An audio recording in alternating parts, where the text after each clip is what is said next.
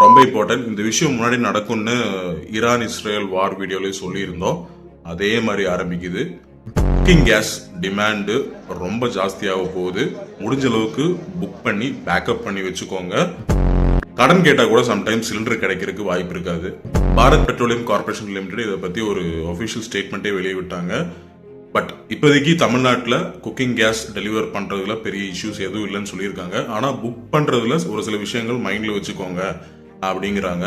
அதில் என்னன்னா, ஒரு புது கேஸ் புக் பண்ணி 25 டேஸ் 25 நாட்களுக்கு அப்புறம் தான் நம்ம அடுத்த கேஸை புக் பண்ண முடியும்னு சொல்லியிருக்காங்க.